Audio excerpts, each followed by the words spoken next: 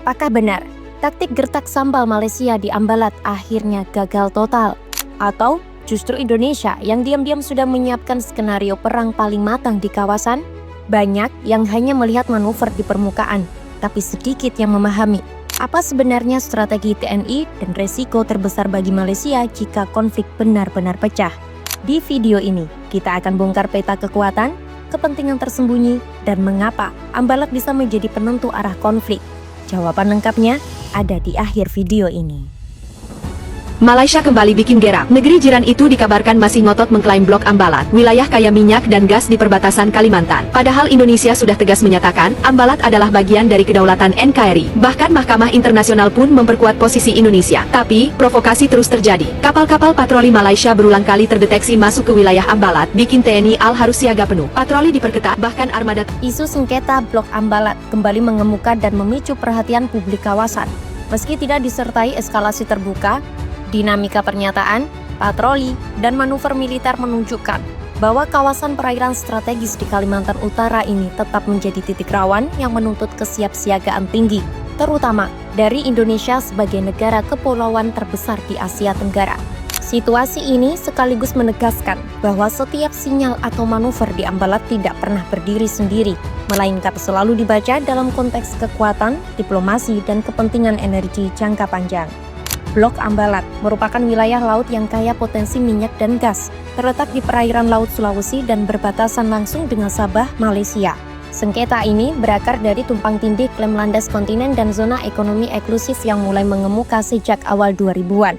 Putusan Mahkamah Internasional pada 2002 terkait Sipadan dan Ligita kerap dijadikan rujukan oleh sebagian pihak, meskipun putusan tersebut tidak secara eksplisit mencangkup Ambalat. Indonesia secara konsisten menegaskan bahwa Ambalat berada dalam yurisdiksi nasional berdasarkan prinsip hukum laut internasional dan penarikan garis pangkal kepulauan yang sah. Dalam beberapa periode, ketegangan sempat meningkat akibat aktivitas patroli laut, pemberian konsesi eksplorasi migas, hingga pertemuan kapal perang kedua negara di wilayah yang berdekatan. Walaupun tidak pernah berkembang menjadi konflik terbuka, peristiwa-peristiwa tersebut menunjukkan bahwa Ambalat bukan sekedar isu teknis hukum laut, melainkan simbol kedaulatan yang sangat sensitif bagi kedua negara. Setiap pergerakan di wilayah ini selalu mendapat perhatian serius dari militer dan pengambil kebijakan. TNI secara rutin menggelar patroli terpadu laut dan udara di wilayah Kalimantan Utara dengan dukungan sistem pengawasan maritim dan kemampuan reaksi cepat lintas matra. Langkah ini mencerminkan pendekatan pertahanan modern yang tidak hanya bergantung pada jumlah kekuatan, tetapi juga integrasi informasi, kesiapan logistik, dan kecepatan pengambilan keputusan. Kehadiran militer yang konsisten di kawasan tersebut menjadi pesan bahwa Indonesia tidak lengah terhadap potensi pelanggaran wilayah. Dari sudut pandang kekuatan militer, Indonesia memiliki keunggulan struktural yang cukup jelas, dengan sekitar 400.000 personel aktif TNI. Ditambah potensi mobilisasi komponen cadangan, Indonesia memiliki kapasitas yang jauh lebih besar dibandingkan dengan angkatan bersenjata Malaysia, yang jumlahnya sekitar 110.000 personil aktif dan cadangan. Perbedaan skala ini memberi Indonesia keunggulan dalam pengawasan wilayah luas dan keberlanjutan operasi dalam jangka panjang. Selain alutsista, faktor sumber daya manusia juga memainkan peran penting. Indonesia memiliki pasukan khusus dengan pengalaman operasi nyata yang relatif luas, mulai dari operasi kontraterorisme hingga pengamanan wilayah rawan. Pengalaman ini menjadi nilai tambah dalam menghadapi skenario konflik berintensitas rendah maupun eskalasi terbatas di wilayah perbatasan laut.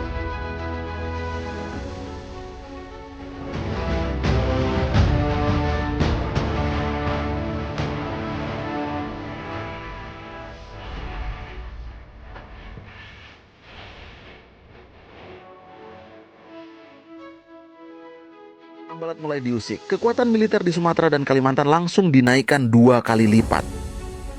Pemerintah baru-baru ini memperkuat kekuatan militer di Sumatera dan Kalimantan sebagai respons terhadap perubahan geopolitik yang semakin dinamis di Asia Tenggara. Peningkatan ini terjadi di tengah eskalasi ketegangan di perbatasan Thailand-Kamboja serta sengketa Ambalat yang kembali mencuat antara Indonesia dan Malaysia. Semua ini terjadi sebelum diumumkannya pembentukan 3 kodam baru di Sumatera dan 1 di Kalimantan. Penambahan kodam ini mengubah peta kekuatan militer Indonesia terutama di wilayah barat. Sumatera kini bukan hanya menjadi benteng pertahanan terhadap potensi potensi ancaman dari Selat Malaka, tetapi juga titik strategis jika Indonesia perlu melakukan operasi militer ke kawasan ASEAN, Asia Selatan, atau Asia Timur. Sementara itu, peresmian Kodam di Kalimantan mengirim pesan jelas terkait Blok Ambalat yang tetap menjadi garis merah bagi Indonesia. Presiden Prabowo tampaknya ingin memastikan Indonesia tidak hanya bersikap reaktif, tetapi proaktif dalam memperkuat posisi tawarnya. Penambahan kekuatan militer ini menjadi sinyal bahwa Indonesia siap menjaga setiap jengkal wilayahnya dengan tegas dan cepat. Selain itu, pelantikan 3 komandan pasukan khusus menjadi Jenderal Bintang 3 menandakan peningkatan kapasitas komando dan kendali pasukan elit. Langkah ini menjadi tanda kesiapan Indonesia menghadapi berbagai skenario darurat. Karena memperkuat pertahanan bukan berarti mencari konflik, melainkan menjaga stabilitas dan kedaulatan bangsa.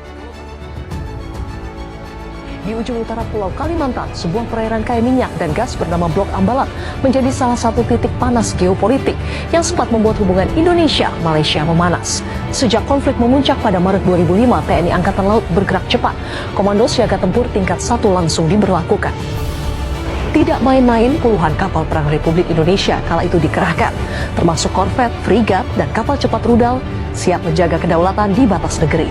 Ketegangan kian terasa saat kapal milik Malaysia disebut beberapa kali masuk ke wilayah ZE Indonesia di sekitar Ambalat. Bahkan sempat terjadi insiden saling bayang di laut, kapal perang dari kedua negara hanya berjarak ratusan meter saja.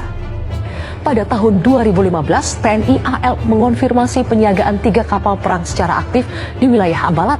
Langkah ini sebagai bentuk penegasan bahwa Indonesia tidak akan lengah atas klaim sepihak maupun aktivitas ilegal di perairan strategis tersebut. Namun, kini pertanyaannya, apakah kapal-kapal perang itu masih disiagakan? Hingga Agustus 2025, tidak ditemukan pernyataan resmi terbaru dari TNI AL mengenai keberlanjutan siaga tempur di Ambalat. Meski begitu, pengawasan perbatasan laut tetap menjadi prioritas. Operasi rutin, patroli gabungan, hingga pemanfaatan teknologi satelit tetap dijalankan untuk memastikan tak ada pelanggaran kedaulatan. Ambalat, meski tampak tenang di permukaan, masih menyimpan bara yang bisa menyala kapan saja. Dan Indonesia, dengan seluruh kekuatan maritimnya, harus tetap waspada menjaga gerbang utara Nusantara itu.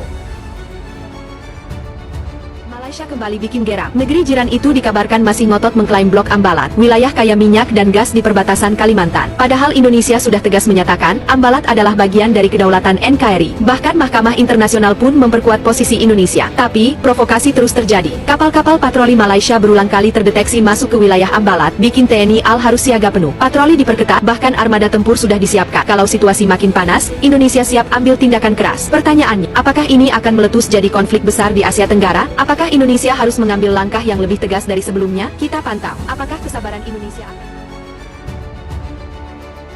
Meski demikian, Malaysia tidak dapat dipandang sebelah mata. Militer Malaysia dikenal memiliki efisiensi logistik yang baik dan kemampuan memaksimalkan teknologi yang dimiliki. Dalam konteks konflik terbatas, pendekatan militer yang lebih ringkas dan terfokus dapat menjadi faktor penyeimbang, terutama jika didukung oleh pemahaman medan dan kesiapan intelijen. Bagi Indonesia, penguatan pertahanan di Ambalat mempertegas posisi sebagai negara yang tegas dalam menjaga kedaulatan, namun tetap rasional dalam mengelola konflik. Di tingkat regional, stabilitas Ambalat menjadi salah satu indikator keamanan Asia Tenggara, mengingat kawasan ini berdekatan dengan jalur pelayaran internasional dan berada dalam orbit persaingan geopolitik Indo-Pasifik yang semakin intens. Kedepan, kemungkinan terjadinya konflik terbuka di Ambalat relatif kecil. Kedua negara memiliki kepentingan yang jauh lebih besar dalam menjaga stabilitas politik dan ekonomi. Namun, patroli militer, latihan bersama, serta peningkatan kehadiran di wilayah perbatasan diperkirakan akan terus berlangsung sebagai bagian dari strategis pencegahan dan penegasan kedaulatan. Indonesia diperkirakan akan melanjutkan modernisasi alutsista, memperkuat infrastruktur pertahanan di Kalimantan Utara, serta meningkatkan integrasi antar matra TNI. Di saat yang sama, jalur diplomasi dan komunikasi militer bilateral akan tetap dijaga untuk mencegah salah perhitungan yang dapat memicu eskalasi tidak perlu. Pada akhirnya, sengketa Ambalat menegaskan bahwa kekuatan militer bukan untuk mencari perang, melainkan untuk memastikan perdamaian dihormati. Kedaulatan dijaga bukan hanya dengan senjata, tetapi juga dengan perhitungan matang dan kebijakan yang rasional. Mengikuti perkembangan isu strategis seperti Ambalat menjadi penting, karena memahami dinamika geopolitik hari ini adalah bagian dari menjaga masa depan, keamanan, dan stabilitas negara.